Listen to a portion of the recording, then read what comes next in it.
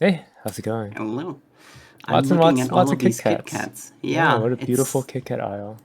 I love it. All of the variety. There's almost too many choices and vowels. Have you seen the differences between cereal aisles in America and other countries? I am in other countries, and yes, Yeah, we're like most places in every cereal, there's you just get one version of it. But you go to the American cereal aisle and like every brand has three or four I different remember. subvariants. Yeah, I do remember that a podcast that we used to listen to, but not anymore because it doesn't exist anymore because two Sad. members left and uh, things happened. And they were talking about when they went from Canada to America and going to the cereal aisle. We're like, It's oh, amazing. all of this variety and all of these flavors, and it was mind blowing how American cereals are Yeah.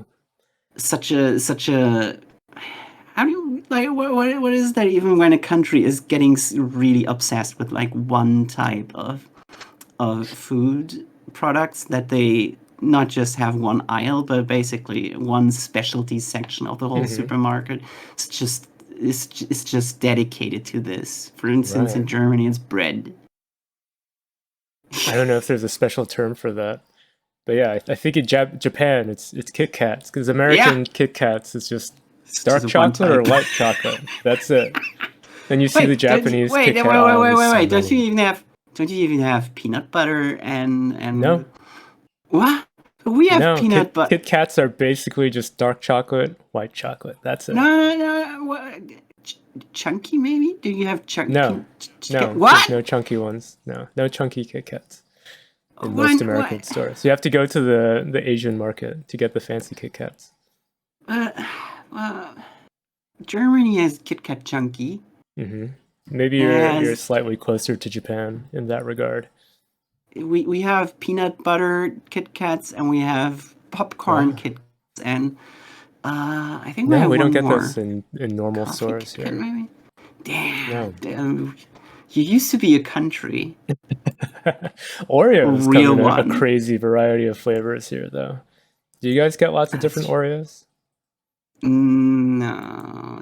Yeah, okay, because we get like uh, the regular Oreos, the double stuffed Oreos, the chocolate Oreos, the vanilla Oreos, the banana Oreos, the mint Oreos, the peanut butter Oreos. Sometimes they eh, have mystery Oreos, which and you have which to look the guess. same, but yeah, they have a hidden mystery taste, and you can Ooh. like write to them, and if you get it right, you get entered for a prize.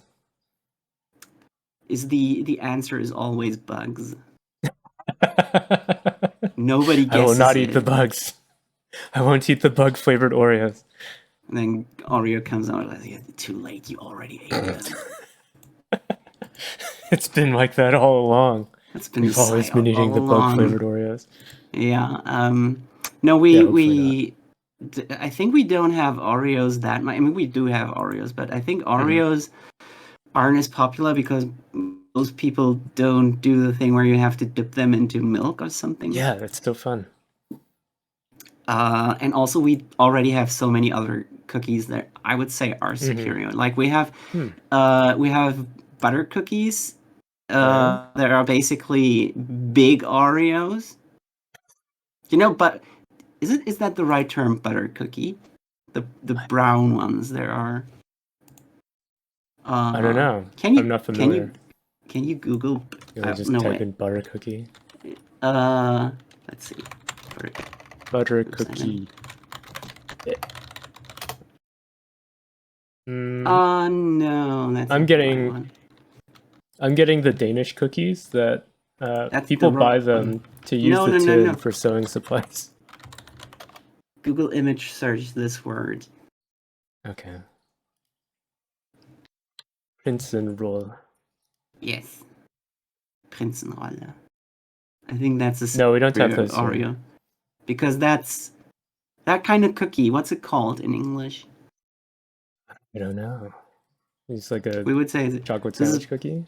It's a butter cookie. And No, I'm and not they familiar put with that term and they for these put things. chocolate cream in between, and it's a way better meal for a small child because it's a huge Oreo. Oh, Like they this have is black and white ones that look exactly like Oreos. Yeah. probably they did that to be like, Mhm. you thought you were But you could are there mystery Princeton rolls? no, No. See, there's where you've fallen behind I guess. with the mystery flavors. See, Americans we like adventure. There's a mystery flavor that people really go for that. Anyway, what issue number are we on this week? 11? 11. 2000. I'm a What's our podcast called? 俺たちの漫言はこれからだ. Mhm. Short, damn it, 俺から. Should we say who we are? Max Sure. Hamburger and Percival Fine. In the house! In the aisle. In the aisle. Cat aisle. So Weekly Shonen Jump issue number 11 of 2023. Time sure flies. Yeah. It starts off with Akane-banashi, which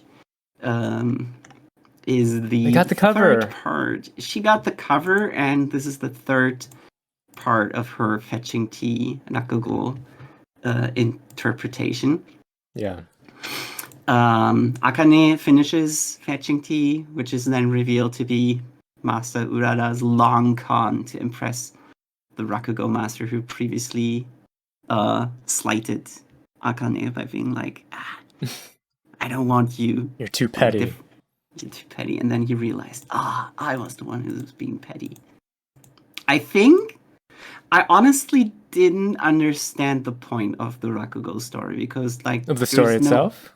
Yeah, there is no punchline. It's not funny. The punchline is she's going to fetch tea. That's the punchline.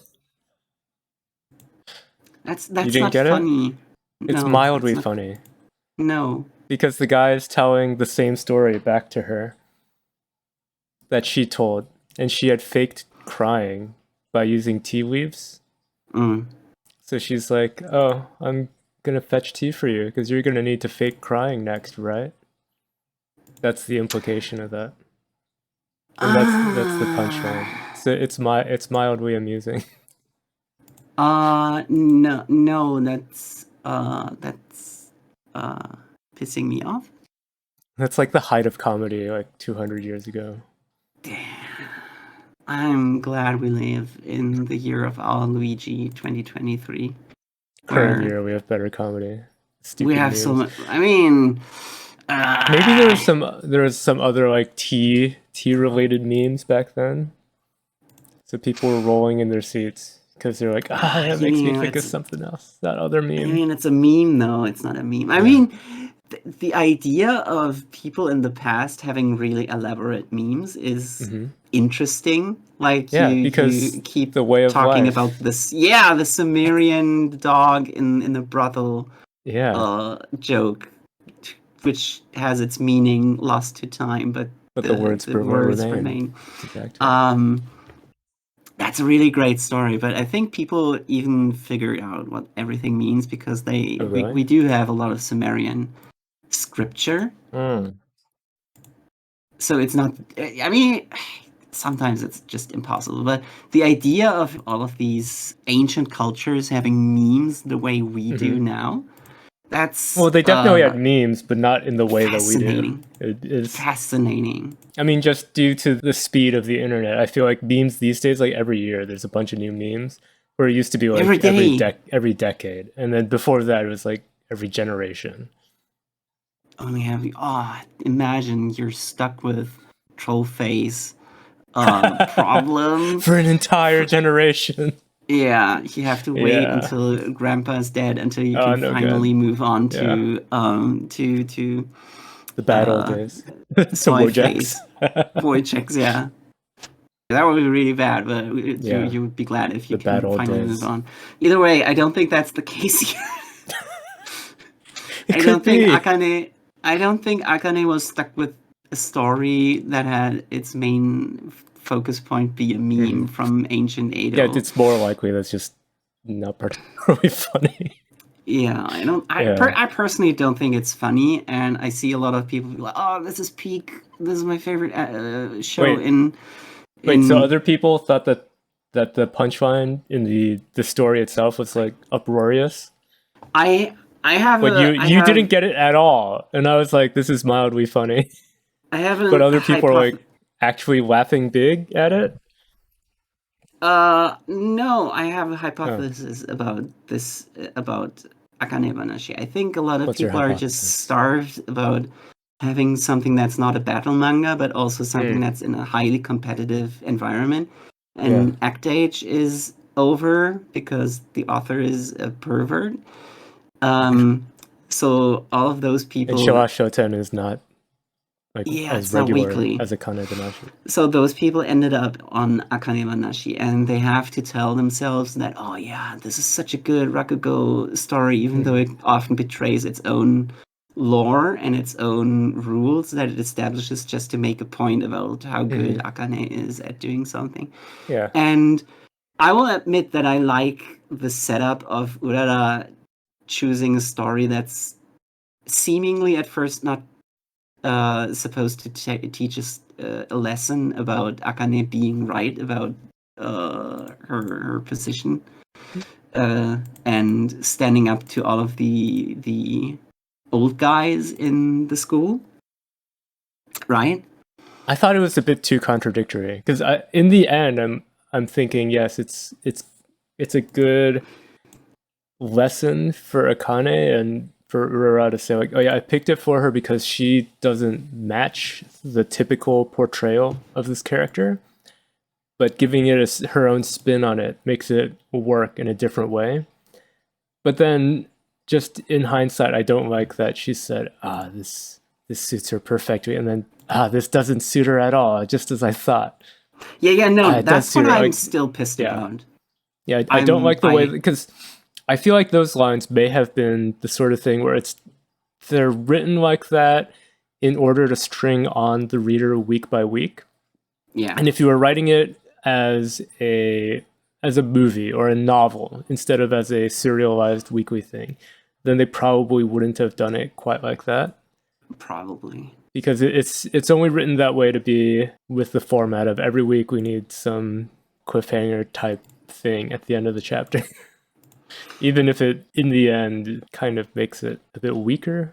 Yeah. No, what I was talking about is that Master Urara chose the story in order to be one more comeback at the old guys. Yeah. The guy with the glasses this time. Let's see. The one who's watching from the sides. Oh, he's not on the cover, is he? He's not on the cover. He's not important enough. It's not important once again, enough for us we haven't said it for a while, but once again, just the difference between the English and the Japanese cover. Just throw a bit more text on it, put a bit more care into the logo, and it looks so much better. They didn't even use the font, the fake Japanese fan. And the fan. The fan doesn't even feature in the English version. It's just hanging over there. Yeah. Because the fan in the cup is the small... anyways, what I was getting at is that I do like the story element of Urara playing a long con game of picking the story first to pretend like, I'm going to teach you how to be an oiran. And then in the end, it was just supposed to get back at all of the men in her life who blocked her path. And just to show them up like, see, I can have Akane do a really cool story about how you are wrong. You thought I was going to teach her place in the Rakugo world, but I'm making her even more of a rebel than you even ever could imagine.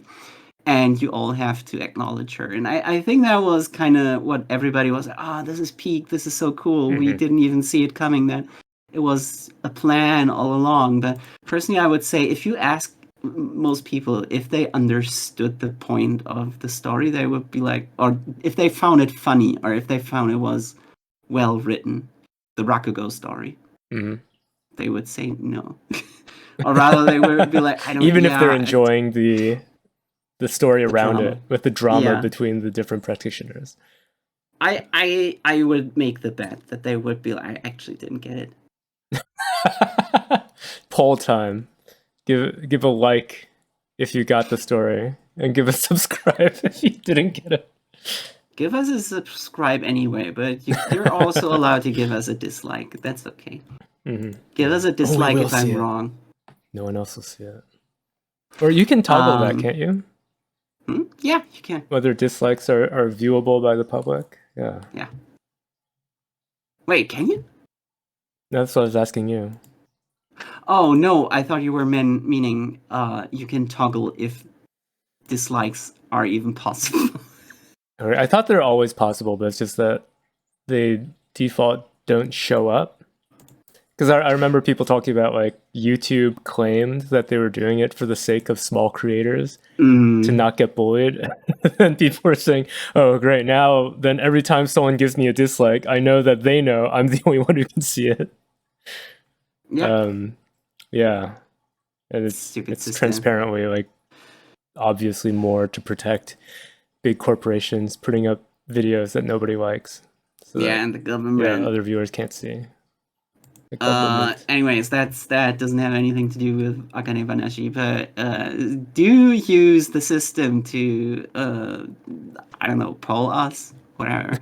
Whether you understood the joke in Fetchin Tea. Yeah, if you understood it, give it a like. And if you didn't, no wait, if you understood it, give it a dislike. No, if you understood it, give it a like, and if you didn't understand it, give us a subscribe. Give it a like. Yeah. Anyways, I gave it 53 points. Yeah, it's all right. Just okay. Not great. Yeah, people are getting more invested into the drama, it sounds like, rather than the funny part, even though it's supposed to be about people doing comedy. So. Yeah. But we can move on to something that I enjoy way more. More exciting. It's One Piece. One Piece was my favorite. What chapter is this? 1074. So many chapters already. So many chapters. And look at this page too. Yeah. So many chapters of One Piece just make me go like, oh, every single image is so dense. There's so many things going on. It's crazy. Look at all that information. Yeah. Most importantly, all the different characters, they all have different things going on. Like, and you can tell everybody apart because everybody has their own unique silhouette. Yes. Yeah. Just like Team Fortress 2 characters. Yeah. Oda knows this. For me, most importantly, Stussy has a really nice outfit now. Yes. It's similar to Robin's. But it's good. Zoro also looks pretty... Zoro's like, he's gonna stylish. Start hanging out with Goku and the other hype beasts, showing off their drip. I was gonna give some appreciation to Nami getting ready to give some CBT to Rob Lucci.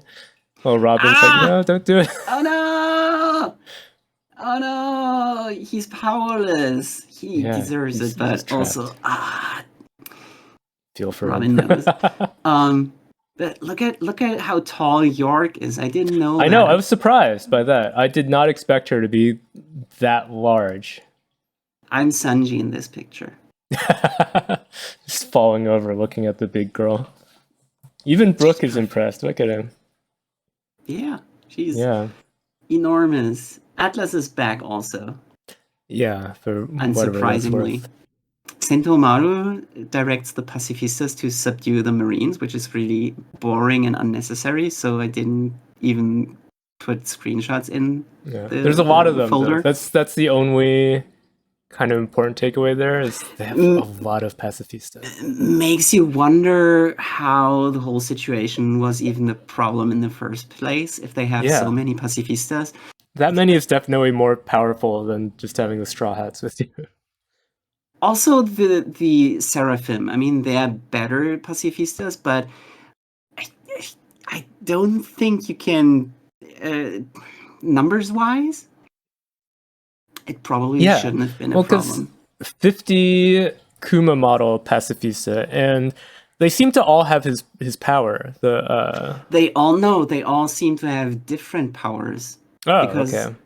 Kuma's power is The power bouncing bubble. things away, and sometimes even the paw bubble. But Hmm. Yeah, the this one that was showed has a bubble. Or is it a different kind of bubble? I think it's a different bubble, isn't it? Hmm. Oh, I guess it wasn't paw shaped, so it must be some other kind of power. Huh. I thought So they this got one different was. powers than Kuma. I thought this one was supposed to be the same kind of bubble as the one that Khalifa had. Okay. Unless because this one was way more glistening and Hmm. reflective. That's my Yeah, shiny main bubble. shiny bubble. That's my Hmm. main reason. Also, Yeah. when Kuma is doing some paw bubble stuff, that's usually when Hmm. he's extracting something Yes. out of This is something. just Like for creating instance, a bubble out of nothing. yeah, Yeah. So they've all normally got some power or other, not confirmed what powers, but they all have powers. that's And my they don't assumption have because the wings. seraphim also have different Yeah. So it's powers. just that they don't have wings. The seraphim have wings.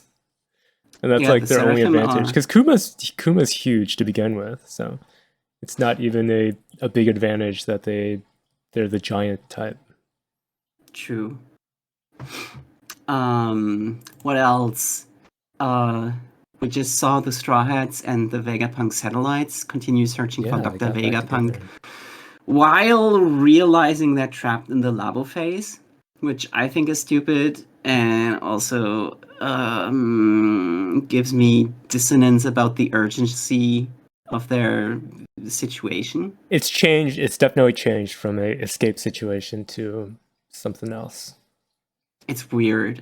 Yeah. Then Bonnie is witnessing Kuma's sad childhood inside his memory. Hmm. And then, meanwhile, Morgans, the news guy, is spreading fake news The about true the events villain. in Egghead to appease the world government, apparently. Yeah. Well, not just to appease them, but specifically because He's playing he wants both to. sides, Yeah. Well, he wants to get all money of the from them. sides. Well, I think the fact that he's even reporting about it is probably them going like, "Shit, you're not supposed to say that. Hmm. Vegapunk is something's happening with Vegapunk," Yeah. and him going, "No, I'll make it sound like Like the it's Straw Luffy's Hats were fault. just Yeah. yeah." But then I don't know. I mean, he's on Luffy's side, I would say, because You think? he he definitely doesn't like the world government. Hmm. And he was really excited about Luffy getting his big upgrade, Yeah, because right? it's big news. I took the part with Morgans as being a one of those critiques on the modern real world because of news organizations and reality, then often just throwing away their principles to make more money. That's true. That's why I took that Mm. as it's what do you call it? Commentary. But in his where he's explaining what he's doing, right? Hmm. He's the first page is him explaining his motivation, and then him saying what the story is going to be, and then the second page is Vivi berating him for going with that story, even though he clearly Yeah, he uh knows. he He knows what's knows. really going on. He's just gonna lie Why to would he appease the do? Yeah, government. but why would he do that? Why doesn't he use the situation to As leverage against them. He kind of mm, is. He's like, I know the truth. I could tell people, but I'm not gonna tell people. So pay me. that's true. I guess it does. That's a good point. Yeah. It's a good point. He's causing drama for the sake of his own profits. He's fortifying his own position as somebody they have to keep alive and Yes. someone they can't mess with. Yeah. That's right. It He's was nice that he blackmailing said the bad guys. he mentioned O'Hara. Mm-hmm. Yeah. Normally, He knows people about that. don't even know what that is. Yeah. But you Also, the mentioned fact that Vivi's there. The fact that Vivi is here is also a yeah. big surprise. I did not expect that. But at the very least, that really means he's like mostly good Mm-hmm. and not just completely neutral. I think this could mean that he's kind of neutral, because I think if he was saying all this stuff like, haha, I'm going to lie, I'm gonna just go on the internet and lie, then he would just seem like a bad guy. But the fact that he's hanging out with Vivi and he hasn't turned her in or anything like that, then I think he is kind of neutral. I wouldn't say he's good, totally good because of it. Because No, he's not totally good, but he's Yeah. more good than just neutral. he's making up stuff to make Luffy look bad. And I'm gonna assume that he picked up these two during the reverie. Yeah, Yeah, still don't know what because happened. they haven't been mentioned since then, right? None of the royals have. We Have they? Wasn't it that Sabo was supposed to be the one who kidnapped Vivi? Wasn't that the story? He Yeah, that's the killed official story. Cobra and kidnapped Vivi? Yeah, so probably Was that that story also propagated by Morgan's. I see. So he's got some different alliances going on with all different factions. He's playing all of the sides. Yeah, He's an interesting character. It's just kind of a shame that he's a big bird. It is One Piece after all. That's just his fruit, right? Yeah, you mentioned it before. He's not actually a bird. So he goes could. around in bird form. That's still one more reveal left. Like he could just turn into. Oh yeah, what's he look like? If he runs around, it would be really funny. He can just turn into a normal person, and everybody's that's the big bird guy. Nobody will recognize. One trick up his sleeve. Perfect disguise. Become normal. Yeah, he's been the prestige this whole time. You want to go on to the next chapter? Of Jujutsu Kaisen? Yeah, Jujutsu Kaisen. Got the bad taste of stinky finger in his mouth. He did already die. Yeah, R.I.P. So it starts off. Sukuna and Fushiguro's body just wipes Itadori out, and then he's using the Nue summon that Fushiguro has in his arsenal to almost attack all of the other guys who are running around.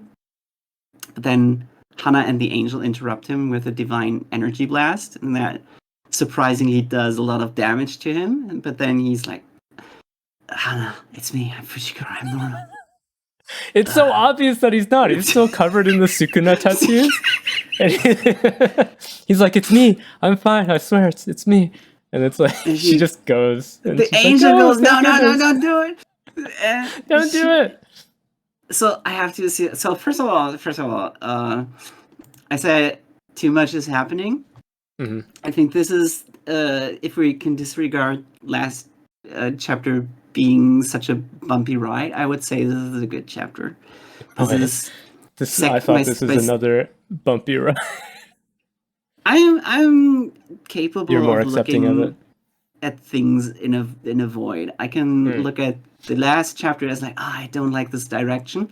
But then this chapter as in, okay, we have to deal with this situation and let's see how it unfolds. And for instance, it starts with Sukuna explaining that he picked this exact moment because he was waiting the whole time.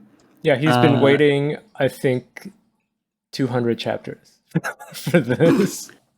He was waiting for a moment when Fushiguro is mentally weak, like when he's at the end of his wits. And that was last week when his sister popped up and they wasted their points and her sister turned into a demon and he was like, shit, what are we doing? And then Sukuna is like, showtime, baby.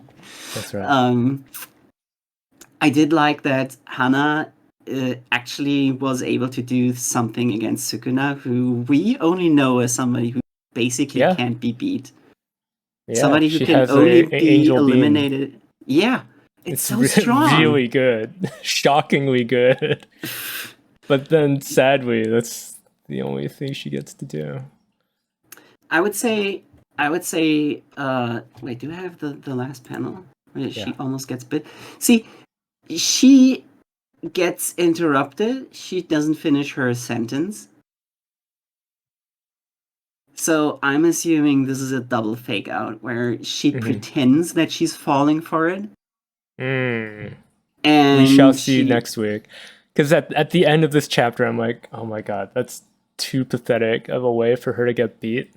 If she falls for that obvious so fake stupid. out, it'd be too stupid. Because especially since the angel mouth on her face is just like, Hana, no, Hana, don't do it. It's a fake out. Don't do it. And she's just like, no, I'm gonna do it. I'm gonna do it, Angel.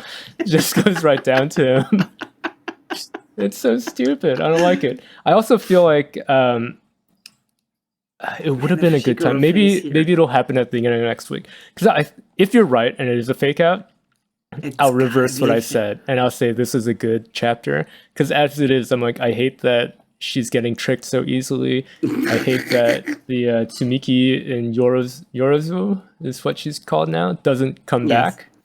But if Hana is like, I was just tricking you next week, and then Tsumiki comes back and is like, there you are, and then they both are wanting to fight him, but with the added, what did you say, a bonus or difficulty that Tsumiki and Fushiguro are both people who care about each other but are currently possessed by spirits who want to kill each other. That's an interesting versus, isn't it? Yeah, that is. Yeah. I just, And then also Hana and Angel want to kill Sukuna but want to save Fushiguro. It's like there's stuff going on. So if they had an all-out battle like that and had a lot of everyone trying to figure out what the heck to do, that could be good. But the fact that, like, you know, right now, this chapter, we're just staring at Hana getting tricked so easily and Sukuna doing this kind of stupid looking giant Beetlejuice face. I don't like it. I think that it would be an interesting setup to have the siblings fight. Yeah, I want to see that. That would be interesting. The problem with that is that I barely know anything about Tsumiki, and hey, guess what? Nobody does. So it would miss a little bit of the emotional gravitas that you would normally get from those kind of setups. So it would be kind of a waste. Yeah, I think in general, actually, I would say Fushiguro's relationships have not been fleshed out enough to where I think it would be that meaningful. But I mean, they tried to do it a bit last week with Hana's flashback, and it was a bit clunkily done, but an effort was made. And if they do more of that sort of thing with Tsumiki as well, because also I felt that she just didn't have enough screen time or page time in the story thus far. Yeah. So we'll see next week. I could turn it around, but as is currently, I'm like, I don't like how this is going. How many? Even though it was such a big shock for the Sukuna switch and the Itadori getting BTFO so quickly. By the way, this is a really good example of a side character who didn't appear to be relevant at all, being revealed to be super powerful and not pissing me off. I think this is the way. Wouldn't you have assumed from the first mention of her at the beginning of the calling game that she was going to be super powerful, though? No. You didn't? Oh, okay. Yeah, I'm also fine with it, but I had kind of assumed she would be pretty strong as soon as they were talking about her. I gave the whole chapter 74 points. Wow. That's the second. Yeah, you quite like it. After One Piece was 75, so that's good. Wow, good score. Yeah, because this one, I'm definitely continuing from the feeling I had last week of like not really enjoying this direction, even though it's a cool twist. I'm not liking the way that things are being executed in the actual chapter.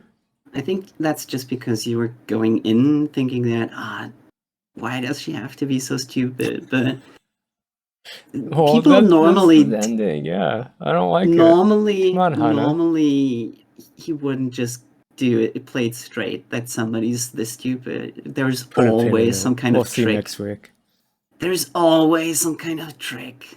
If Hana die next week, then you have to go back in time and give it lower points.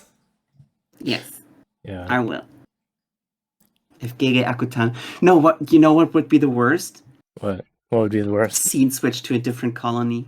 Ah, yeah, that's going to happen. We're going to get to see what everyone else is doing. we won't know what's going on here for a while. Yeah. Damn it. I mean, okay. I'm trying to think, like, what characters would you not mind the scene switch to? Who's still out there? The pachinko guy and electric grandpa. I don't care enough about them to want to see this. No, I want to see what they're up to. Hakari and electric grandpa. Yeah. Anyways, let's move.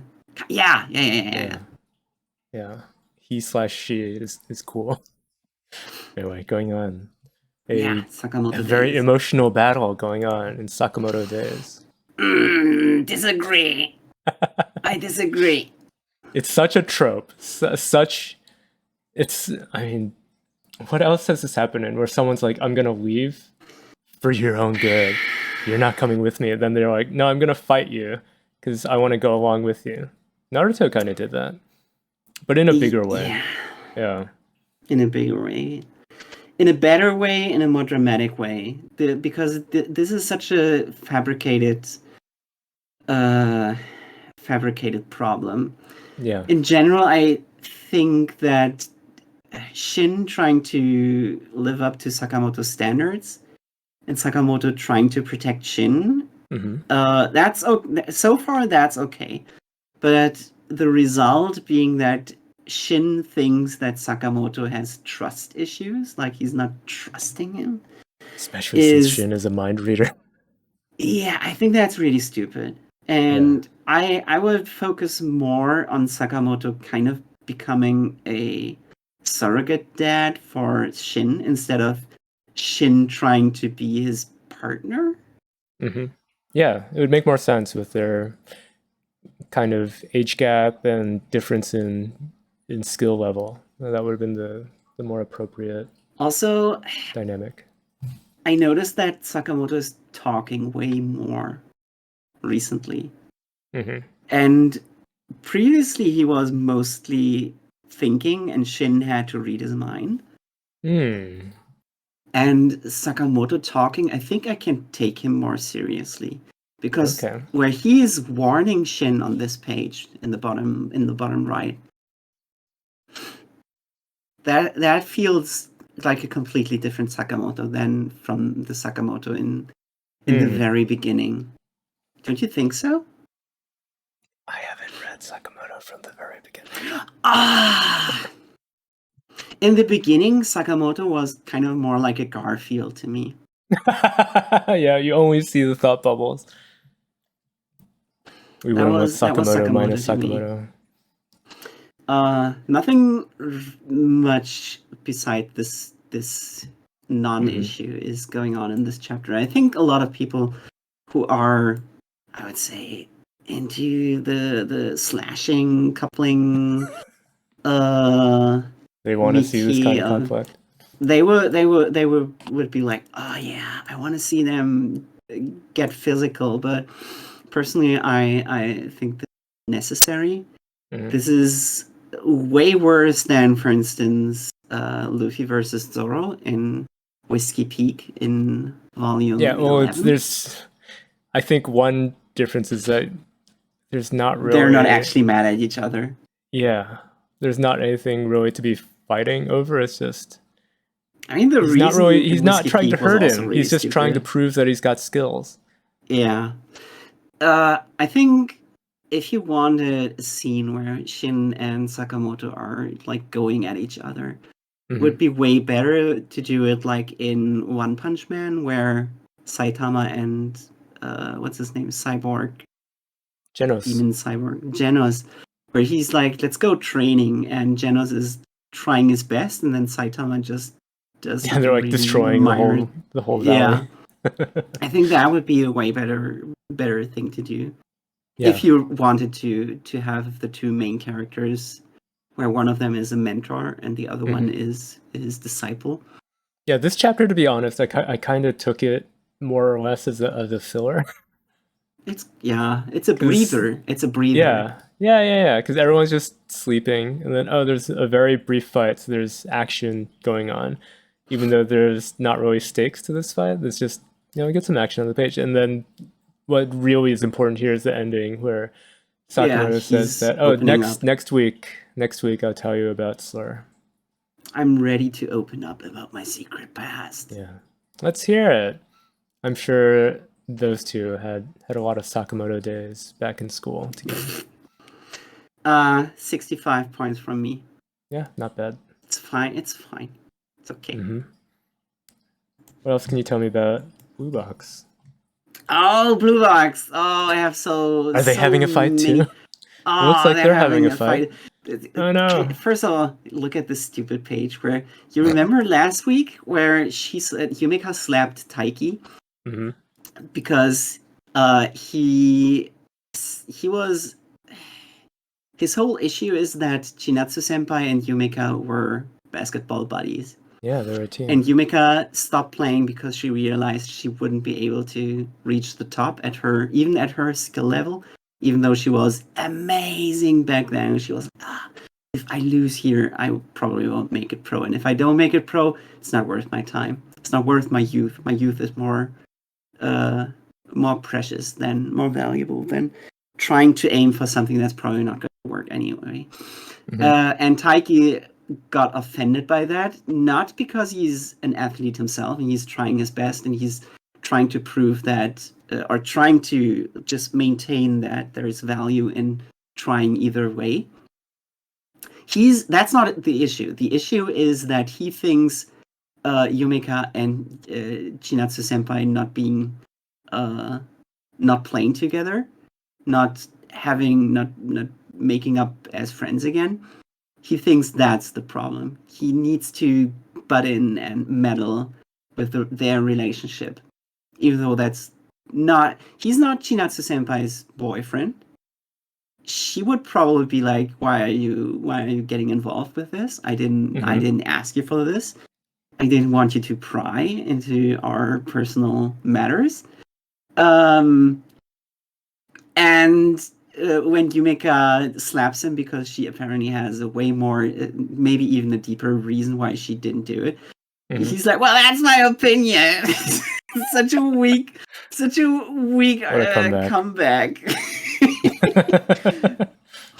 She realizes that Chinatsu is his motivation. So she says that she only was mean to Chinatsu Senpai because Chinatsu Senpai earlier declared she's going to make it to the top. And Yumika is like, "Oh, you have time to play around? Guess you're not trying to make it to the top then anymore." Like, reminding her that this is her main commitment and that she's not supposed to have a boyfriend. No fun allowed. No fun allowed.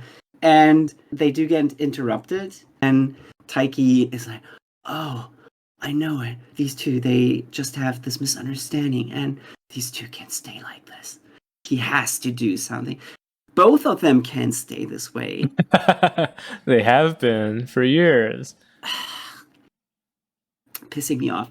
Anyways, so Taiki is tasked with bringing Chinatsu Senpai her bento when nobody's looking, because nobody's supposed to know that they're living together. And also, he's supposed to put stuff into her bento, and he's like, let me think how I should do it. And he rejects the notion of writing the word gambare with nori leaves on the rice, but instead he just puts all of the good stuff in hers, and that's equally kind of like, you little asshole, you're making it way too obvious that you playing favorites. Yeah. Like it's okay to make it nice, but he's giving all of the really, really good stuff to her and stuffing it so hard that they can't close the lid. Yeah, try hard lunch. So then he leaves it somewhere where she can find it, and people are like, "Oh, what's that?" And she's like, "That's my bento. How do you know it's for you? Or why is it here?" And she grabs in there, and the answer that Taiki found to make it the special good bento is Special bento. he put a kotkat. Kotkat.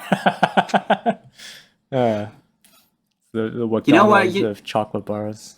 That's also, by the way, the reason why Kit Kat is so various in Japan. Is it because of the name? Does the name have a pun? Yeah. Okay, that's like Coca-Cola in China. Have you heard about that? No, what's that? The way they translated Coca-Cola into Chinese makes it sound like, oh god, I forgot what exactly the phrase is, but it means something about being delicious and refreshing. So people are like, wow, that's such a lucky pun to be in the name. It must be really refreshing. So it became really popular very quickly. Sounds good. Kit Kat in Japanese is pronounced kitto katto, and kitto means certainly, without fail. And katto is kind of like the and you have to cheat a little bit, but katto is maybe if you were saying katsu, but katsu means win, which you might also recognize from when anime characters get served tonkatsu after they won something, because katsu, win. So kitto katto, you will win, basically, as a message. So moms put that in the bento when the children have to write a test or when they have a tournament. And since tournament season is coming up for Chinatsu Senpai for some reason again, that gives Taiki the opportunity to give her do your best, you will win message inside the bento without having to do the stupid thing where you write gambare. Yeah, even though Kit Kat is just empty carbs. Well, it's got a little bit of fats in the chocolate, right? I think that makes it worse. You're probably right. By the way, Japanese Kit Kats are so small. Really? Are they the same size?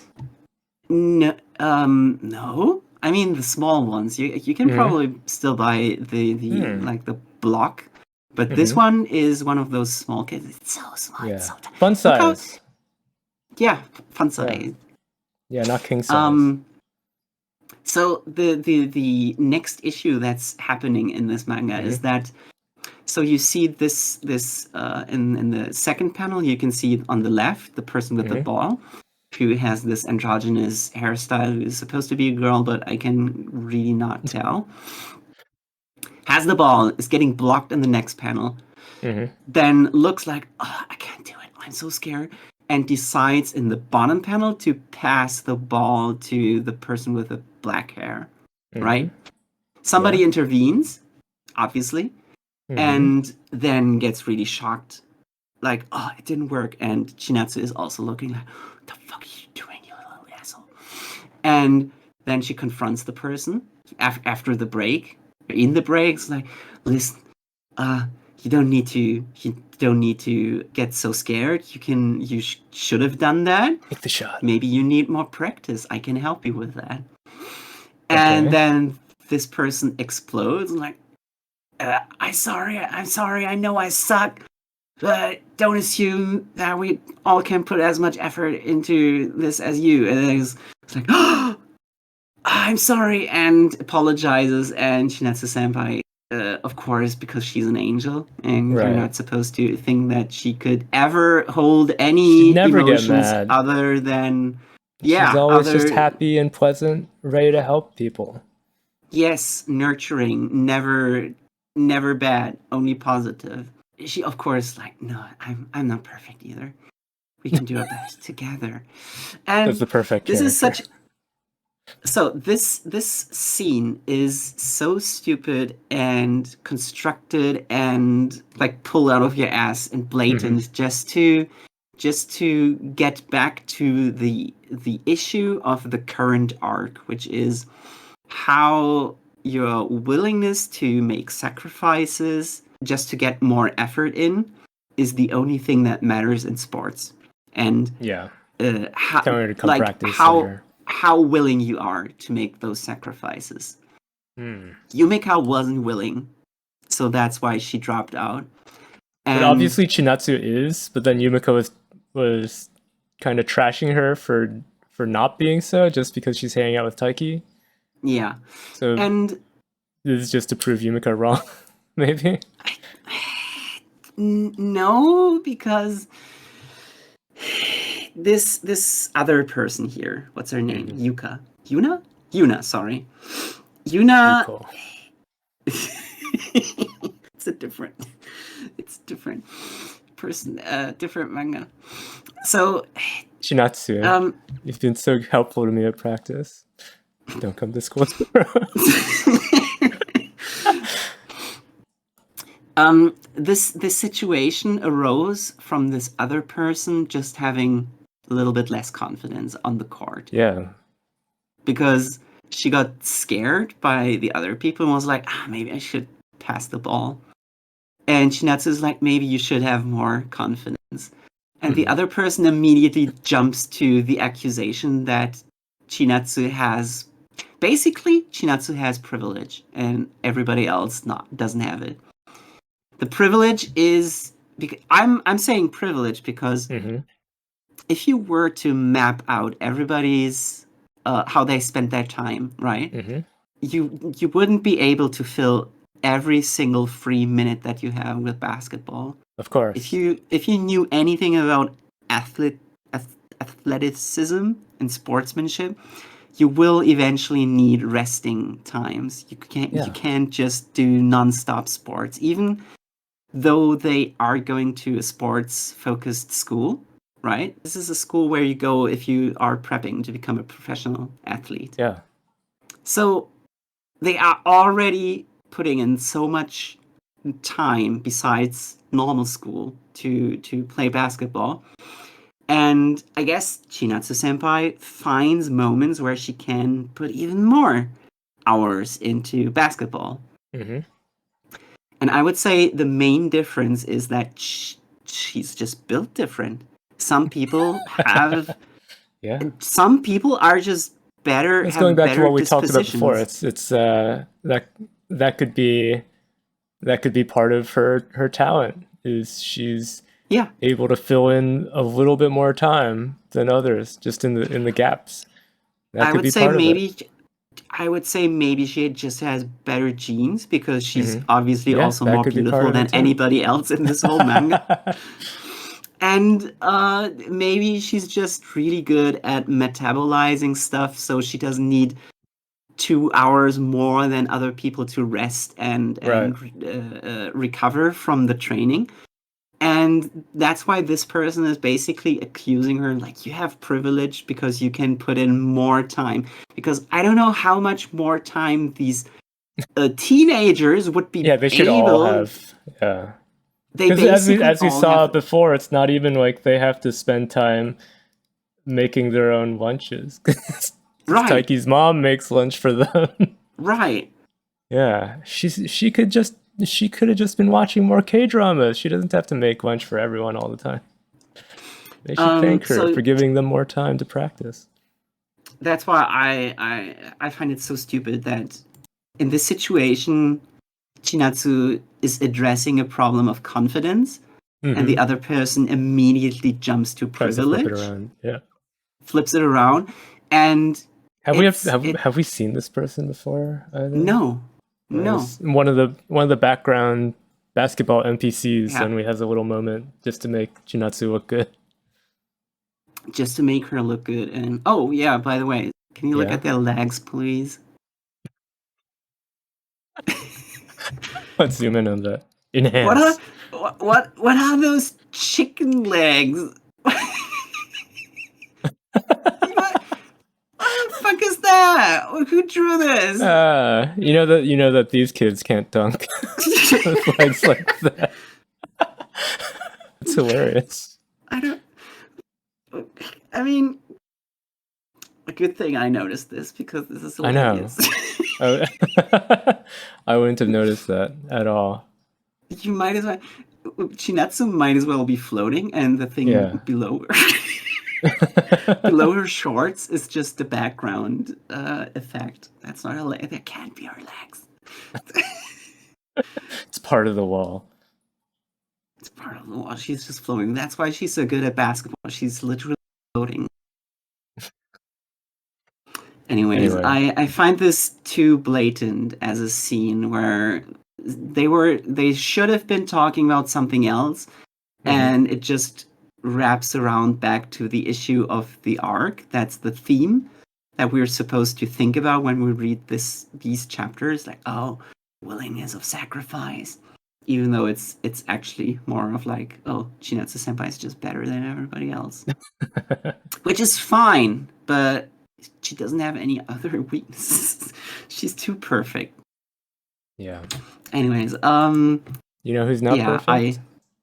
Taiki Is Tokiyuki. He's always running around naked and perverted. He's not a perfect man. No, he's perfect. That's your perfect man.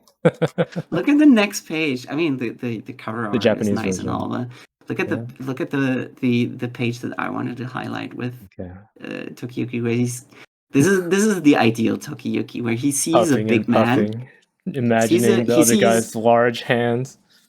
He sees a tall man who's so big that his own head is on his crotch level. He gets all huffy and breathing heavily, sweating, blushing. How big are you? That's my ideal. He wasn't too much. That's my ideal Tokiyuki. I like how everyone else is watching him doing this. They're all kind of sweating, like, oh my god, there he goes again. All in all, this chapter can be summarized really easily by saying Tokiyuki returns to Kamakura. He's home. Yeah, this is one of those denouement chapters where nothing really happens. It's just, this is after the big battle. The result of their battles is that they get to return and they get welcomed back home. And it has a really nice juxtaposition where the narration says, well, normal children nowadays, when they're 13, get really anxious when they have to go on the train for the first time. And this child, he was 700 years ago, from defeating a bunch of guys in a war. He was leading an army of 50,000 people, and they all trusted him. Pretty impressive. And that was pretty good. And then there was a moment where all of these memories of things that we didn't know. Yes, I like this. It's his memories. We've never seen it before, but it makes sense that it's stuff that happened to him and he would think of while going back. It makes sense that there are people who treated him this nicely because he was the prince. Yeah. And how many different characters there are. Like, I especially like the two old guys who are like, look at how nice we rebuilt this temple. That was us. Check it out. They're so this father and son, even though they're both old guys, but this duo of old guys being so proud of their work, that really fills my heart. More than the idea that Tokiyuki could have gotten some. And the fact that we've never seen any of these people in the current storyline, should we assume that they're all dead now? Yes, they're all dead. Yeah. That's which is like makes it even sadder too, because that makes it so like sad. Looking through this, it's kind of like he's having nostalgia for this. Then you're reading it and you're like, oh, these people are probably dead because it's been wartime. You know what would have been nice if these people maybe had gotten some screen time before, but this is really good. Yeah. If we don't get anything else, this suffices. Yeah, that's fine. And he's sad. Sad and happy. Yeah. He's crying. Tears of joy at returning home. It's Kamakura. There it is. Very nice. Oops. By the way, I realized that's something that might have eluded normal people, but because I'm special. Good word for this. Good elusive storyline. Kamakura has had several notable big merchandise tourism collaborations with Jump. Like there is some tourist attractions with One Piece in Kamakura. Oh, okay. Like big attractions, and somehow I feel this chapter kind of makes me feel like, oh, was this whole series commissioned by the tourist board of Kamakura to tourism. Get people more interested in the history of Kamakura? Yeah. Tokiyuki is going to Kamakura to see the One Piece tie-ins. This panel, the bottom panel alone, they're probably going like, oh, we can milk this so hard. When you get off the train at Kamakura. And I love it. Yeah, you see Tokiyuki saying it's Kamakura, and I love it. That's the catchphrase now. Perfect. Visit it. He loves it. Put Maxie in charge of Kamakura tourism. No, I suspect they're already. Yeah, they already are doing this. They're printing it as we speak. So how'd you rate that? It was a good chapter. Not much happens. It was a good chapter. Yeah, I liked it. Wait, this is 67 points from me. Nice. So next we have Cipher Academy. Right, it's Witch Watch, but Duet also Dance, Scat Dance. Part 2, yeah. Whatever. They find out in this chapter that the code on the school banners was written in class as a message to the absentee girl, Miki. Yeah. In order to make her feel welcome again. And it works. Yeah, she loves mysteries. And she figured it out. Problem solved. The old Scat Dance crew gets to return to their normal lives.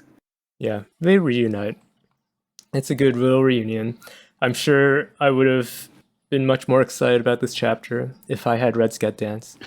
But I didn't, so I just said, it's a wholesome little chapter, not particularly funny. It's all right. I mean, I like this 1 point more than Witch Watch. Than Elusive Samurai. Mainly because it was kind of more emotionally, like a little bit more, emotionally moving.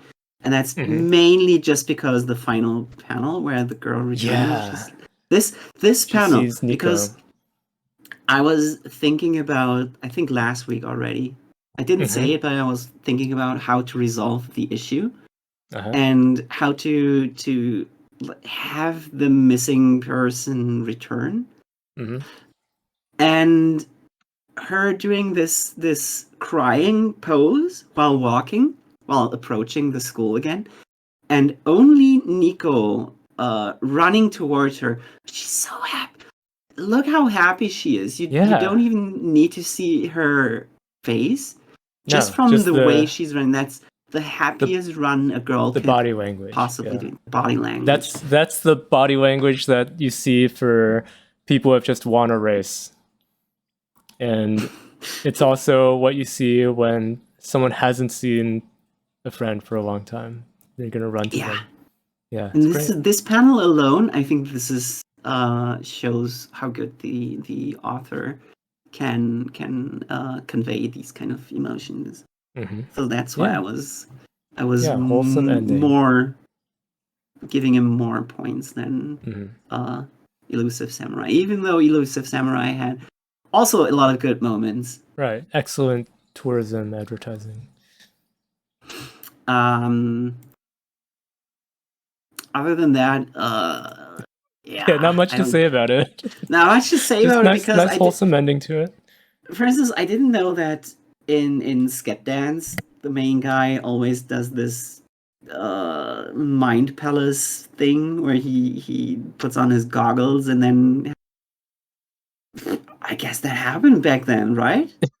Yeah, if that was a thing, then it makes me think that the glasses in Cipher Academy may be a reference to Scat Dance. possible because Nishio Ichin always, Well, he's obviously a last week- long-time Jump fan from last week. last week he said he's a big big reader, so Yeah. must be. So maybe they met at one of those year-end parties and were like, oh, I want to do it like Let's this trade because some ideas. Yeah, Yeah. let's mix. Maybe, you know what? Maybe the riddle even came from. Ooh, could have been. Who knows? I'm sure he could have done it himself if he had done an entire series about solving mysteries. But yeah, it was nice little ending to their crossover. I'm still not like excited to go back and read Sket Dance or anything, but Me it was pleasant. It was fine. Yeah. Going on. So I think that's my third favorite chapter of the week is the Ichinose family. Oops, these are in wrong order. Oops, yeah, that's the final page of it. Let's see. The one before is it doesn't matter if they're arranged this way. The order. The juxtaposition is what matters. Mm-hmm. Yeah, they both. So both the fake dad and the mom warn Tsubasa to not get involved with old Kakeru. The guy who is the original clearly dad. the old dad, the original dad. And then it's revealed that the mom is a big comfort eater and a hoarder. Yeah, that's her thing. Yeah, her room is so full of stuff. So like the new those dad. Are all snacks, by the way. Yeah, well, snacks and McDonald's. The new dad and the mom they're both doing this thing like don't remember, but the new dad is kind of like he's a bit more sly about it. The mom seems to be kind of freaking out, saying that she doesn't want any of them to think about the old dad, even though it seems like she's also having flashes of memory. Like she knows she that, remembers, but she wants to convince herself not to remember. She wants to not remember, yeah. And then the juxtaposition is that Tsubasa and Shiori follow the original dad back to his home. Yeah. And they see that he goes to, I assume it's his sister and his nephew. Yeah. And they love him. And he's like having a great family life without the rest of the family. Coming here soothes my mind. This is healing him. And this is what he needed all along. This is a regular family. And whatever they had going on before the double car crash. Right. That was not what he was wanting. He's like, I much prefer hanging out with my sister and my nephew rather than the family I forgot, which includes a son who writes die all over his walls and a wife who's hoarding all these snacks and garbage. I kind of dislike the word hoarder in English for this kind of behavior. How do you say it in Japanese? She's not technically hoarding these things as if she's collecting them to like for the sake of it. This is her like losing control of her habit and trying to keep it a secret, and it becoming a reflection of her mental state. Okay. In German, it's called. It's literally called messy. Messy. I mean, yeah, it's true. It's copy pasted from English, and since we didn't have the word messy in German previously, then the English term is the term for hoarding. Interesting. It's very descriptive because she's being messy. She's so messy. Stinky garbage bags everywhere. All this stuff stacked up. Yeah. She has her own refrigerator and her own microwave. Just so she can snack even harder. Yeah. And all of the snacks here are brand almost all of them are almost brand parodies. Like for instance the top right, Ahouke, that's I think Bakauke originally. It's just like, and those are rice crackers. Yeah, and below there Japanese readers would recognize. There is melon pan, and there's chocolate corones, and you can almost tell which tea brand she's drinking. Wow. Although, why is it tea? Why isn't it cola? It should be cola. She's one level above the hoarders who drink Coca-Cola all the time. Yeah. She's not quite that far gone. She's pretty far gone, but not that far gone. Still having a slightly healthier source of caffeine. Yeah. The mystery continues, the mystery continues. So I had somehow never thought of it before, because there's 6 of them, but the title is the Ichinose family's deadly sins. But now with the new dad, there's 7 of them. So it would line up with the classic 7 deadly sins. Would you say? Maybe they will reveal a cat whose name is Gomez. What? Is that from High School Family? High School Family. Yeah. He's the 7th. High School Family's deadly sins. No, I was thinking the new dad as number 7. Yeah, probably. Yeah, because I'm like looking at it. Obviously, you'd think Tsubasa would be Wrath because he was getting so mad at his friends at school, and then Shiori would be Lust because of all the rabbits. Then, I guess the mom maybe Gluttony because she collects food. Yeah. So then what are the others? You got Greed, Envy. Yeah. Sloth and Pride. Yes. So I'm gonna go ahead and say new dad Pride because he's like got it all together. Yeah. Original dad Sloth. What did you say, Sloth? Because he's mad at Tsubasa, or I guess not mad, but disappointed in Tsubasa not doing more to figure things out for the last go around. Maybe Envy then. Maybe Envy, yeah. But and then the grandparents haven't done anything yet. We don't know original anything about them. Dad kind of struck me as, I mean, even the mom in this chapter calls him a loser, and she doesn't want to remember being married to a loser like that. Mm-hmm. He did strike me as the typical loser dad. Mm-hmm. Kind of like have you read or watched Psyche? A little bit. The Ichinose family dad kind of reminds me of Psyche's dad, even though they're not very similar, and Psyche's dad is a piece of shit. He's so pathetic, but they're, I don't know, something of a, I would imagine both of them having the same actor. That's my impression. Yeah. And I understand that feeling. See two kind characters, of being they're the same actor. I don't know, being some kind of loser, not being able to live up to your family's expectations, I guess, or your wife's and then expectations. being so happy when you get to go hang out with your other family, not your family. Yeah. Who knows? Maybe Envy is probably. Let's say Envy for now, right? So how did you rate this? I have one more thing to say. You like it? Okay, tell me. I noticed that Taizan 5, the author, has a really big penchant for the fish eye lens. Right? He loves it. Loves it. It's his trademark. But this chapter wasn't overused as much, which was kind of a nice change of pace. And also, I gotta say, how many series do we have right now where we get a page spread of just an interior shot that shows us everything inside a room? Not a lot. Or like everything inside. Yeah, because that's a lot of work. Or something. Backgrounds are a lot of work. They're hard. Yeah, it's a lot of work, but I really appreciate that. It's something that I'm missing so hard. Yeah, I think not just saying a page that's an entire room, but a page that's an entire room that's clearly hand drawn and filled in with non-generic Clip Studio asset objects. Yes.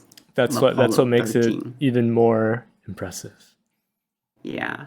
Yeah. Some authors could take some notes from this. Yeah. Going on. Speaking of rooms. Wait, I have to say 72 points. Good. Yeah, good score. Speaking of rooms, Yes. Roboco Oh no! trapped in a closet. He's in the closet. Yeah. He doesn't want to come out. No. So this is the chapter in which Bondo accidentally has to hide in the closet while all of the female characters of the whole series have a meeting. Yeah, they're all there. And he accidentally has to eavesdrop all of their gossip. He has to. He has to. He's forced to. He can't overhear it. And then Roboco finds him and tries to hide him because she's no That matter was what funny. she said, she's still his ally. She's still his order maid, so we'll do everything to help him. She even helps But him his go help to the isn't toilet, that but then great. she puts him back into the closet. So that's Yeah. haha, funny. That was a funny ending. Oops. Punchline. Did I But skip something? no, No, oh, you only have I one only page, put yeah. I only put this Yeah. one in because I would say the premise is excellent. This is a situation that I really enjoy in comedy gag mangas. Because it's Someone so trying to easy. avoid an embarrassing situation that they're in, and then everything they do just makes things worse. It's really good how when you have a cast of this many characters and you know what everybody's deal is and how they relate to Bondo, for instance, when all of these girls start talking about their love interests, that could have been explored a little bit more, right? I think this got cut short too early when Roboco found Bondo. Yeah. In fact, they could have spread it over 2 chapters. They could have, yeah, because I was going to say such that an intense obviously they scene. want there to be more little gags in it, and the author always wants to get in the reference humor. So like that has to be in there, and then I guess there wasn't enough space. But yeah, you're right. It could have been stretched out to 2 chapters. That would have been fun. Funny chapter. Would have been fun. Funny chapter. I liked it. Could have been better. This is 64 points from me. Almost nice. Yeah. Something that's also almost nice, but Only almost. missing the mark a little bit is Cipher Academy, where Yugata's limited syllabary question and answer continues, or commences, as you will. But it was only a trick to make Iroha answer intimate questions that he normally wouldn't have. Yeah. And it's all to embarrass him and frustrate him. Yeah. But this is giving him a new conviction to never lose again. Right, yeah. So we learned all of his progress. his what do you call it? His vital stats. Yeah, even more. Yeah. We find out so many things, and in Japanese, this is crazy. The translation, unfortunately, just had to give up. It's impossible. It's too much. For instance, what you are missing here is on the right side, you see the question as it is normally written. Oh, on the and then it's left supposed to be side, like the way that it would be written without without using half of the syllabary. Yeah. Yeah. That would be is impossible to do in It's a English. nightmare. It's such a huge block of text. Just translating this is already way too much. Yeah. Nice try, the people who are doing it. I'm glad you didn't waste time making the English version of the puzzle, because it would have just been impossible. Yeah. I've seen Japanese tweets being disappointed with this because they were like, "Oh, I imagine this would be so cool in English," and then they read it in English. Oh, the translation note literally says there's no way we could do it. It's true. It'd be too hard. Did you notice any interesting bits in Iroha's information that he's providing here? Oh, out of all of these, I mainly focused on how he's really light. He's a little birthday boy. Yeah. Yeah. What I found most interesting is how he answered that he's already seen several people die, and all of his best friends are dead. that was kind of a shock. It really goes in for how This is adding to his different motivation world. for wanting to stop wars. Well, that too, With but the it's Cipher. It's like, yeah, there's shit going on all the time. yeah, this world may already be at war, and the fact that he has a license for explosives. Well, they did say in the first chapter that the Cipher Academy is supposed to be preparing kids for World War IV. So World War III has already happened. Wasn't that the title of the chapter? Hmm? The title of the chapter was World War IV will be fought with pen and paper. Yeah, that's what I mean. But that was the title, and the reference to an Albert Einstein quote where he said, "I don't know how World War III is going to be fought, but World War IV is going to be fought with stones and sticks." Right. Because he was making the point that World War III is going to be so bad that it's going to be the apocalypse. So after that, people are going to be in the Stone Age again. Oh, okay. I had thought that it just meant World War III already happened in this world. I wouldn't rule it out, but I think we haven't had a proper confirmation for it yet. Mm-hmm. Yeah. What I also found interesting is that he had a lot of Iroha, not Albert Einstein, had lots of romantic experience already, apparently. Yeah. And when he was asked what his type is, did you check who that is? No, tell me about her. It goes to the next page. Okay.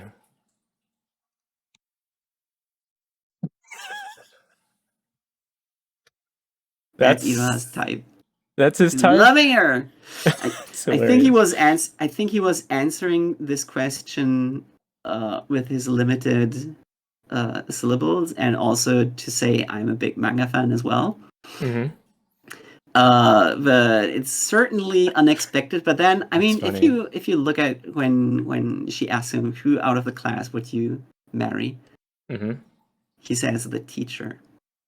So it tough is that type. Muscle teacher is like. We haven't seen enough of the teacher. She should come back. She's cool. Yes. She's drawn better than this. Yes. You can keep this one. Yes. I'll see more of the teacher. Yes. The femboy and the muscle woman. Nice. That's the pairing you want to see here. This manga gets it. This is good. It's just a shame that translation wise we can't fully appreciate. Well, I mean, you guys can't fully appreciate. Yeah. I can, but the rest of us. Anyways, also it's still this chapter is kind of disjointed. That we were so focused on the SOS dance. Yeah, and it gets cut and there's short. A complete cutaway. Yeah, and we still haven't returned to it.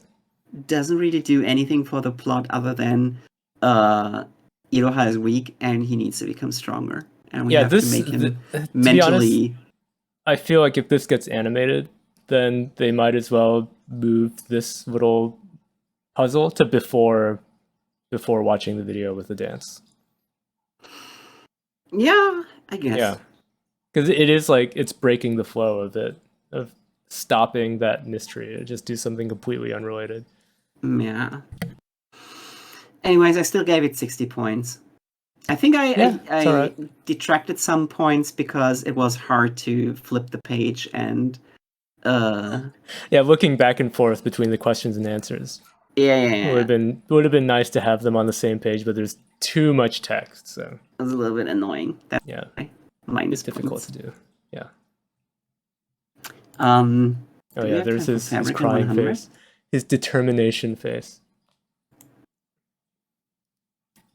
Fabricant 100. We get the sad backstory for Roxy and her Fabricant. Yeah. Turns out Roxy is deaf, and she felt kinship with the Fabricant because that one started out disabled as well. Yeah. And then he quickly gets betrayed by her own Fabricant because Ashipi's superior flash starts to... Yeah. I was reading this chapter and I was really liking it Yeah. because I was like, oh, that's Same. a nice little backstory. And what a shock that her fabricant betrays her.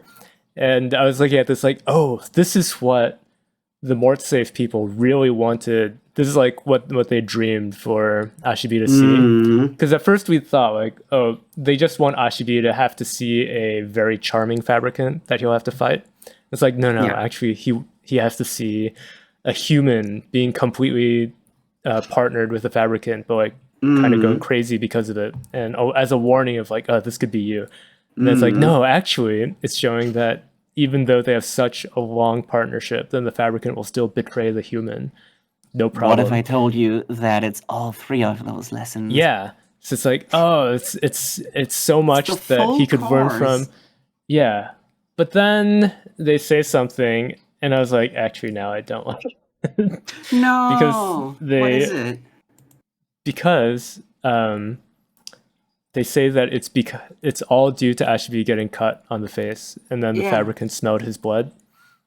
And I'd said before how I really hated that during the train fight, where they're like, oh, if a fabricant smells the blood of someone with superior flesh, they have no choice but to go after them, and they lose all control.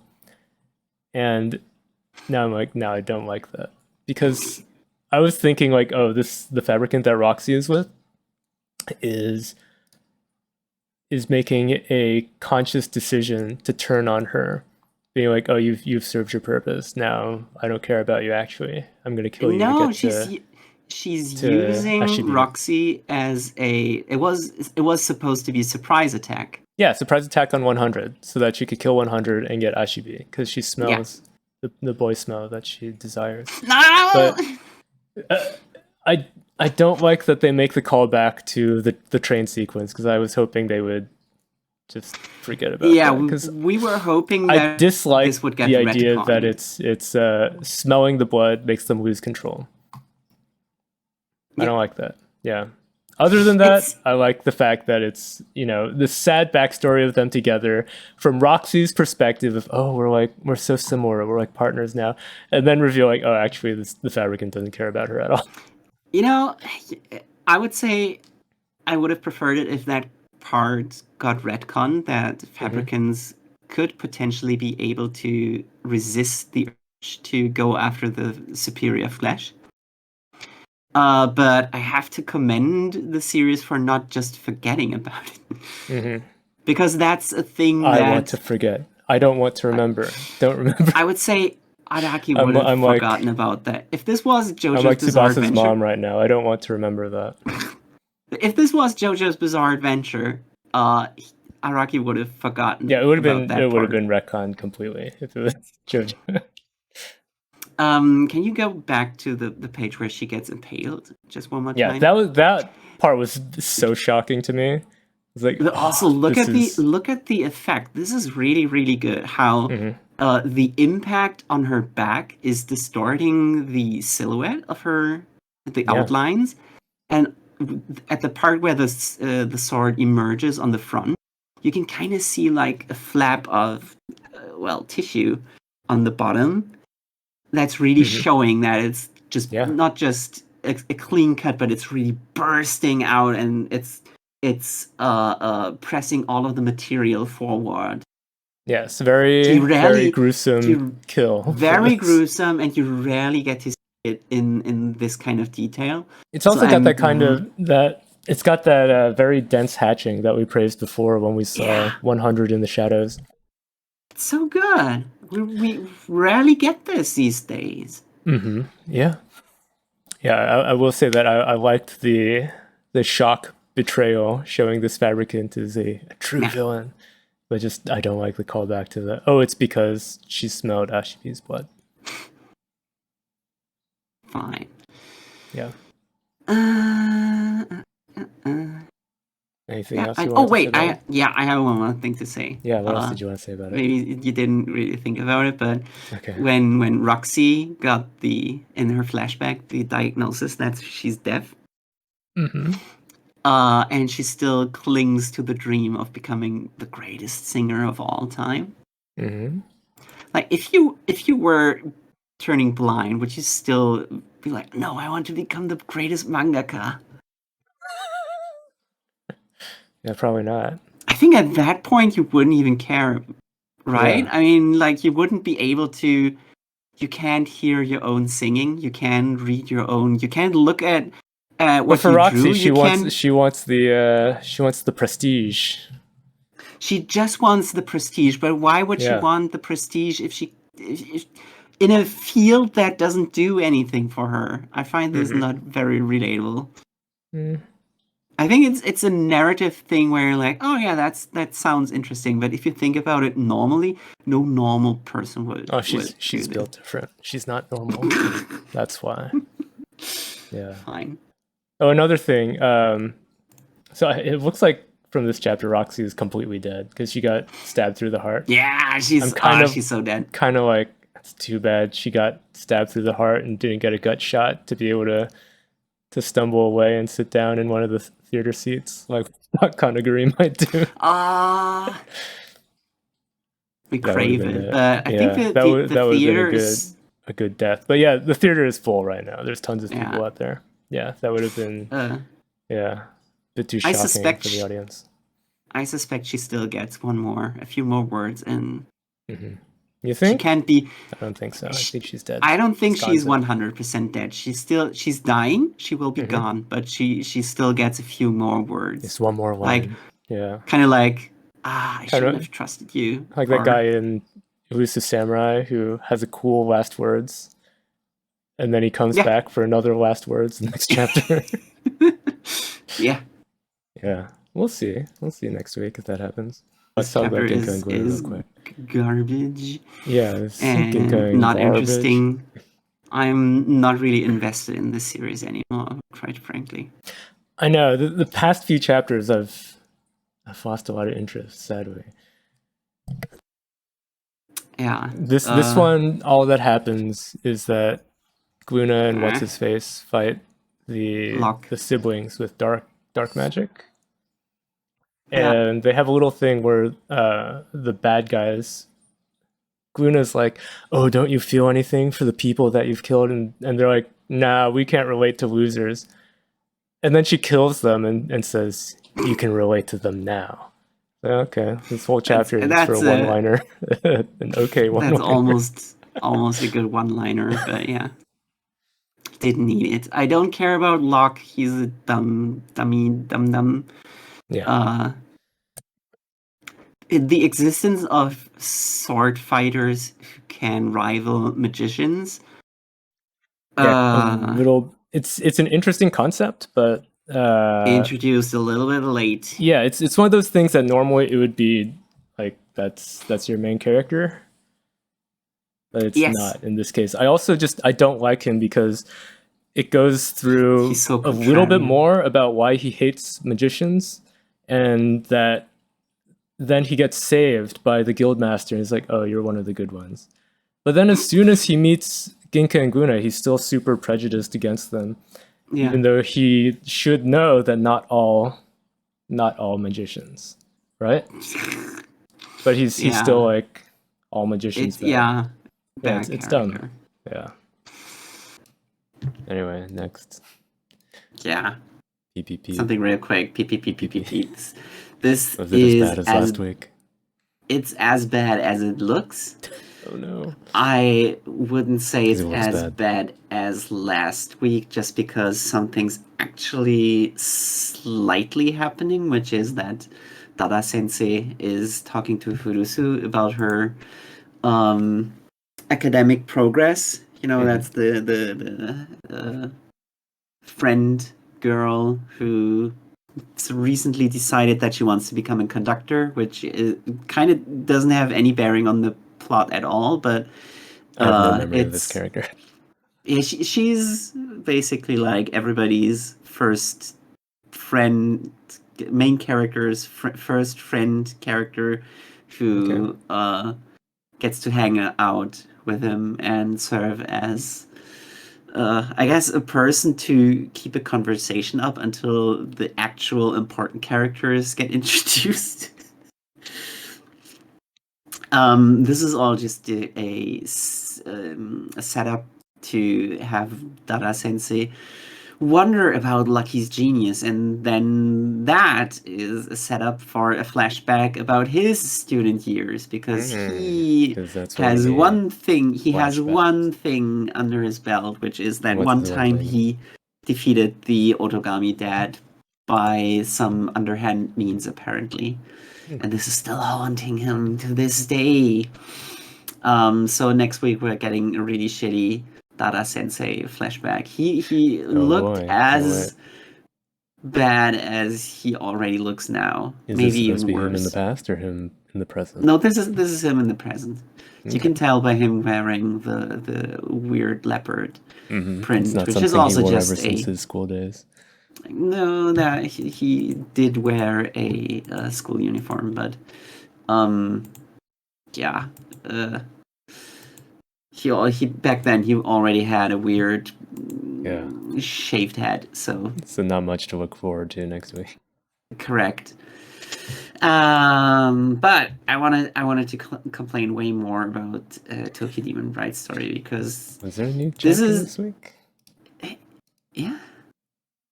Do you remember? I don't remember it. I read it yesterday and I read it, don't remember it. So in this chapter, Jinta and Manaka go shopping for clothes. Oh wait, and then I do remember. Yeah, and then they meet Keroru and Miyako, and while they're on their way home, and they go eat, and then they talk about Jinta's and Manaka's family situation until Manaka comes back from the toilet. And then Manaka is back home with Jinta, and she's like, "Oh, I wanted to show you the clothes that I bought while I wanted to show you wearing them." And he's like, "Okay, that's fine." Well, then next day, that he bought for her, or he helped her buy. Next day, she's gone. Yeah, she had to return to her home planet. So I wanted to mention what a shocking something. ending of this series. I hope they replace it with something good next week. If only. I wanted to mention something right on the first page. So this chapter it has the setup to have the extremely cute, supposedly extremely cute main girl in different outfits, because she's going out like, I want to try this on, So this anime-brained author who doesn't know how to structure his own manga because he thinks it's going to be turned. Apparently, he's getting rushed by his editors so hard.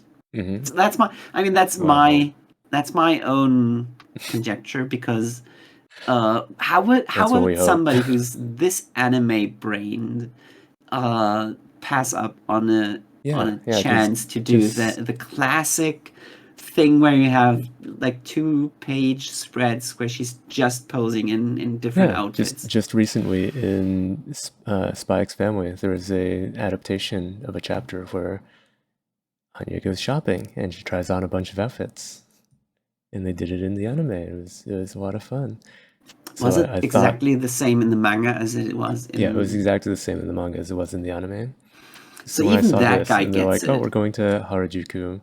They go to La Ferret, or they make up a fake name for it, but they go to La Ferret. They're gonna try on different outfits, and she tries on one, and it's like they're trying to do the gag of the person from another world like has no sense of what's cool in this world.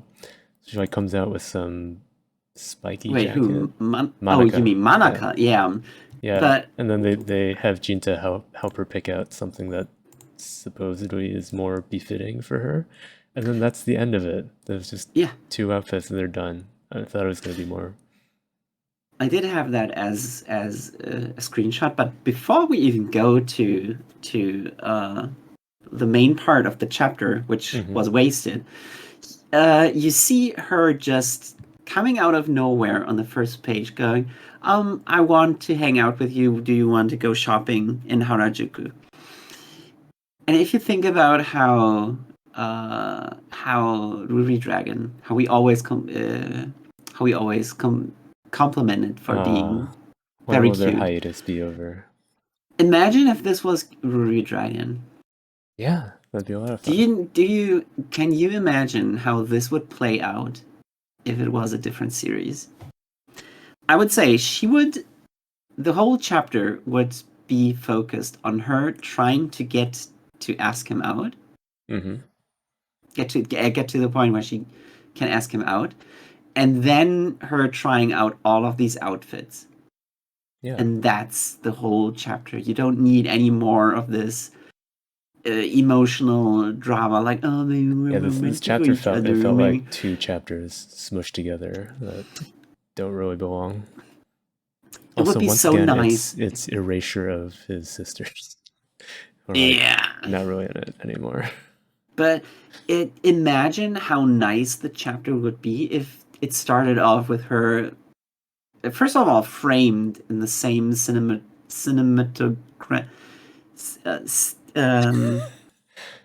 Composition in this case. Composition as Ruby Dragon. Mm-hmm. Look at her. Look at. Just look at her. It's not cute enough.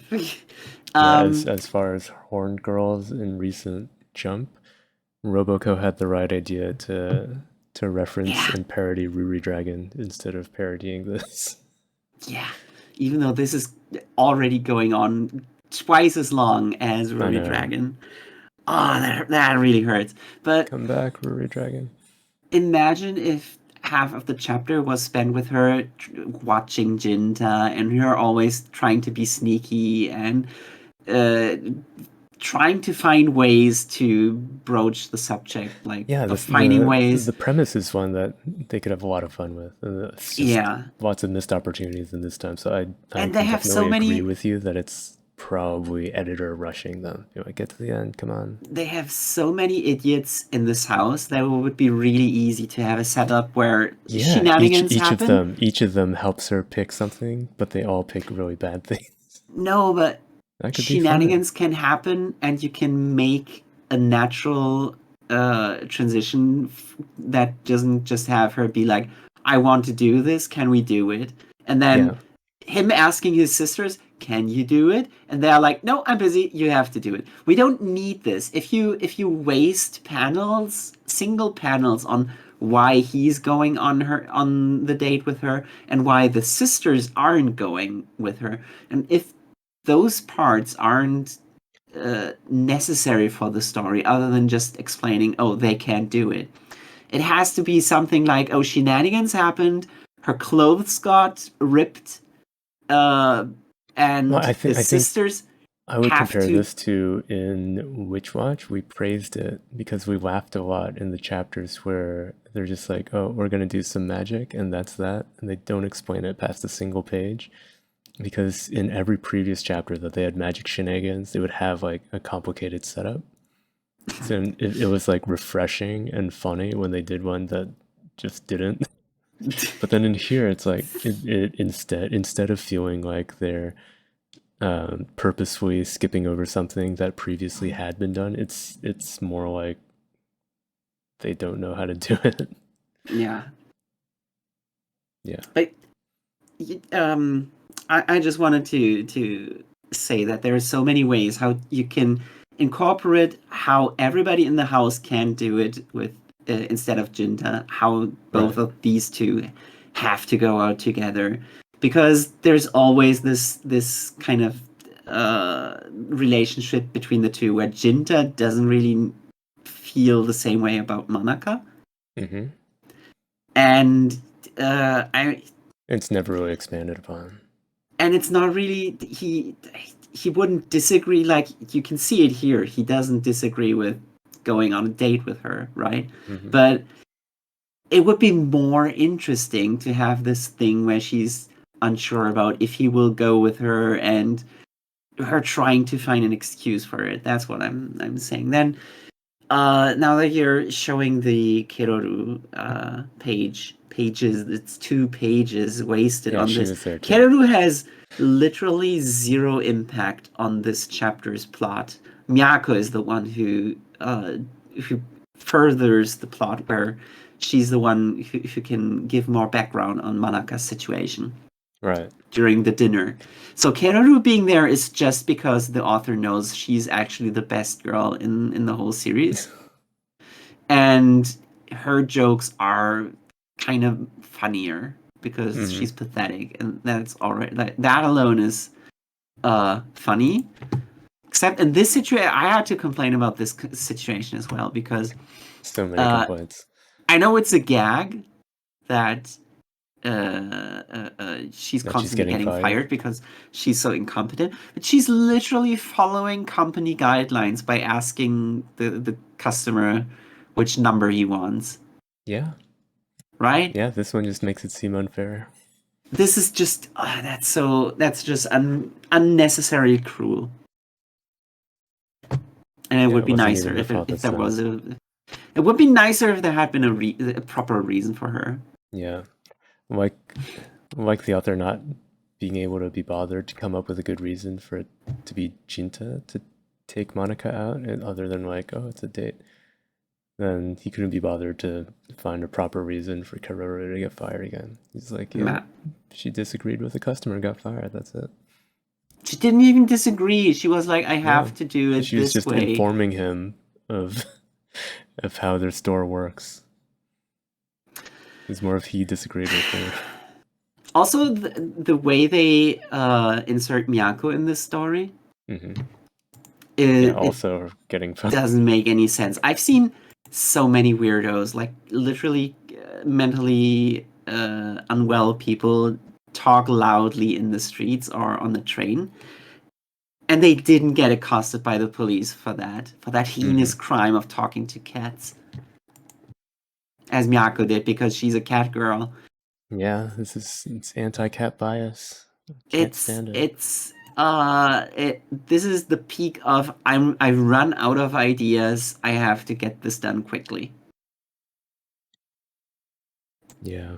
And the author is not asking us for ideas because I can immediately come up with 15 better ones than the one he did. And even if he's getting canceled right now, right? He's on a timer. This is the moment when you're supposed to go all out with your crazy stuff, like with your best material. Go out on a bang instead of doing the no, I have to finish it. I don't want to do it anymore. Yeah, just means that he doesn't have ideas. He never had ideas. Yeah, and you're showing the pages of the outfits. I think the thing that she picked out, the jacket, was pretty cool. I would have kept that one. Yeah, because like the gag for this is supposed to be something that doesn't fit them at all. Yeah. But I'm looking at it like, yeah, that works for her actually. And if she's supposed to wear this really girly, frilly, Uma Musume shirt, that's so going against her normal clothes. Is that supposed to mean that she's from now on supposed to wear only that one? And why did you pick? Why did you make her this shrine maiden design in the first place?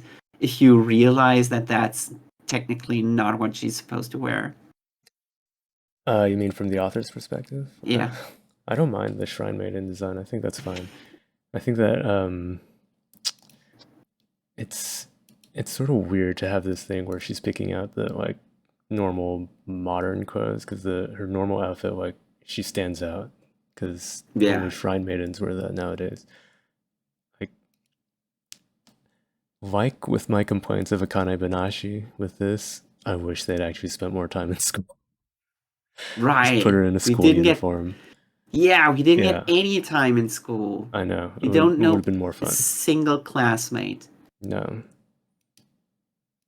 Absolutely wasted opportunity. Yeah. I don't even want to talk about the conversation they had over dinner.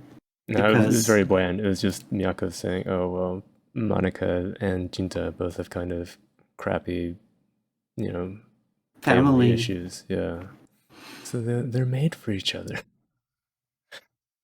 That's how it works, right? Yeah, There's so few people in the world who have crappy family situations, so you really have to those people really have to search for each other.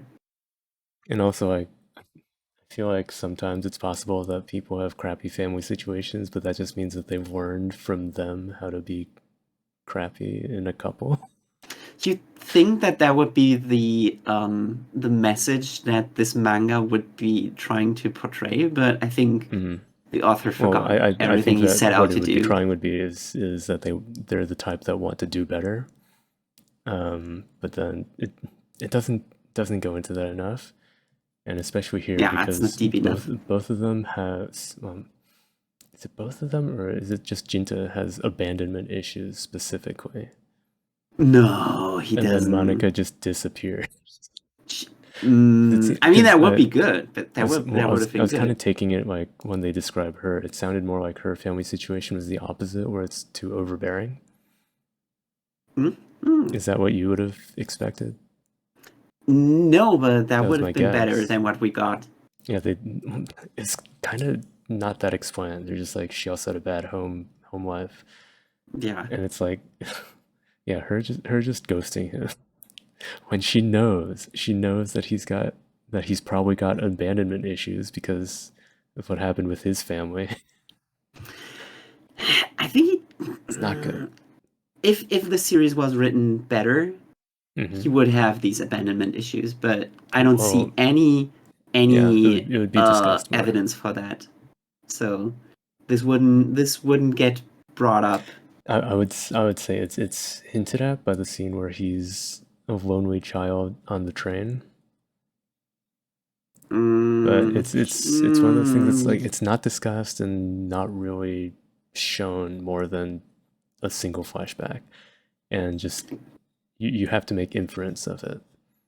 yeah, with the way it was handled in the past so far, I would Hmm. say he had already overcome that because he's Hmm. now living a happy life with his two adopted sisters, Right, and his harem. his harem, and that's why these kind of issues are okay. Checked off the list. Hmm. We can forget about it. Yeah, maybe they'll Um, bring it back now that now that Monica is disappearing. the ending of this chapter where she disappears, like the Hmm. way this page is, uh, the way everything is narrated. Hmm. I can't put my finger on it on the exact examples, but I've seen this exact kind of chapter ending, episode ending, Yes, episode where ending is more correct. they do the thing where she's like, "Oh, I just wanted to say one more thing, and maybe next time," and then there is no next time. Right. Like this exact uh sequence of events. This has happened so many times. I would say there is a trope name for it on You're TV probably right. tropes, Yeah, I'm not and gonna look it up now, but I agree. it's so in character for this series to have this kind of chapter. He's seen that in some anime and was like, oh, I want to do that too. He kept that one. He kept that one for Yeah, later. he He put it in his planned it. pocket. He's like, oh, when I'm about to get canceled, I use this one. Yeah. Yeah. Yep. Very, very, yeah, unfortunate for all of the things he Yeah. could have done with this, and he's not going I for would say it. disappointing, but over the past couple months, I think I've just kind of lost any expectations for this series. There's, I think in this chapter especially, there's so much potential how you could have done it, But it gives you the and opposite of feeling of because instead of being that like, makes me oh, extra mad. I'm disappointed because this chapter, the premise could have had so many more things. I don't care Compare because every other compare time it that with there's been an Ginka and interesting Glüna. premise, No, I compare feel like that it's with been Ginka and Glüna nothing. this week. Yeah, The this week's chapter not. this I week. like neither of them. Yeah, Yeah, but Ginka and compare it with Gluna Ginka and was Glüna. nothing, and this was like, oh, I had some ideas, but I don't have the time to do them, so turned into nothing. So this one is actually more infuriating. Yeah, except that in the past couple months, I've seen that happen a lot with this series. So I Ah, didn't expect it to be any better. no, but this series also had some chapters where it's like, nothing really to say about this. This is just super bland, nothing burger. Yeah. Yeah, And I always find it more interesting to find the chapters where it's like, this could have been so good. the Why fact did you that there's drop the tropes ball? that you like, but then it's also a nothing burger. And I'm still like, I'm not gonna get excited when I'm like, oh, I recognize that this could go somewhere, but I'm not gonna expect it to because of what Yeah. I've seen before in this series. I'm not excited. I'm just saying that makes it more interesting to talk about it. Yeah. And to think about it and to get all of the good ideas squeezed out, and then you put them into a bottle, and then you put them in your own pocket until for when you need to get canceled. Oh, I see what you're meaning. Oh no. Come on. Our show is only just beginning. Never get canceled. Only get canceled when One Piece is over. Yeah. So never.